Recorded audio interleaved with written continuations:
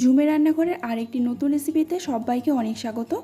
আমার আজকের রেসিপি সজনে ডাঁটার চচ্চড়ি। এই গরমে এই সজনে ডাঁটার চচ্চড়ি খেতে কিন্তু ভীষণই ভালো লাগে। তো আজকের এই রেসিপিটা বানানোর জন্য আমি প্রথমেই এই সজনে ডাঁটাগুলোকে ভালোভাবে কেটে ধুয়ে নিয়েছি। চচ্চড়ি বানানোর জন্য আমি মশলা করে নেব। তো মশলার জন্য আমি এখানে নিয়েছি সর্ষে, কাঁচা লঙ্কা, আদা আর রসুনের কয়েকটা কোয়া। সব কিছুকে আমি ভালোভাবে পেস্ট করে নেব। এবার রান্নাটা শুরু করার জন্য আমি কড়াই বসিয়ে কিছুটা তেল দিয়ে দিলাম। তেলটা গরম করে নিয়ে আমি ফোড়নে দিয়ে দিলাম পেঁয়াজ কুচিটাকে আমি হালকা লাল করে একটু ভেজে নেব। হালকা লাল ভাজা হয়ে গেলে আমি এখানে মশলাটা দিয়ে দেব। সর্ষে, আদা, লঙ্কা আর রসুনের যে মশলাটা আমি তৈরি করেছিলাম সেটা আমি দিয়ে দিলাম। দিয়ে খুব ভালোভাবে এই পেঁয়াজের সাথে আমি মিশিয়ে নিচ্ছি। এবার মশলাটাকে কিছুক্ষণ এইভাবে নাড়তে হবে। মশলাটার জলটা কিছুটা শুকিয়ে এলে এখানে আমি দিয়ে দেব পরিমাণ মতো হলুদ গুঁড়ো আর দিয়ে দেব জিরে গুঁড়ো আর হলুদ গুঁড়ো দিয়ে আবারও কিছুক্ষণ এভাবে নাড়াচাড়া করে নিতে হবে। তারপর দিয়ে দেব আমি স্বাদ মতো লবণ দিয়ে মশলাটাকে আর কিছুক্ষণ আমি কষিয়ে নেব।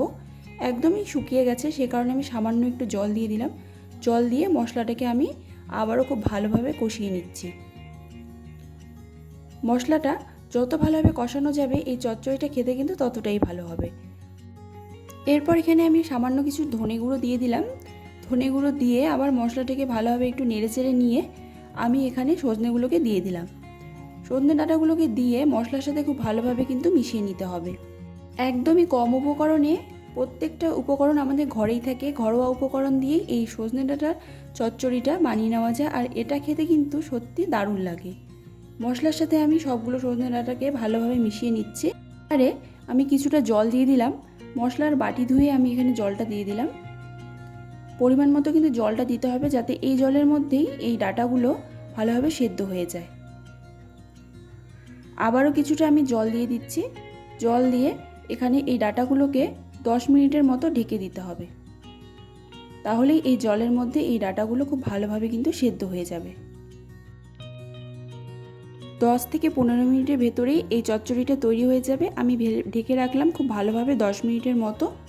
এবার ঢাকাটা সরিয়ে নিচ্ছি। দেখো খুব ভালোভাবে কিন্তু সজনেগুলো সেদ্ধ হয়ে গেছে আর জলটা অনেকটাই শুকিয়ে গেছে।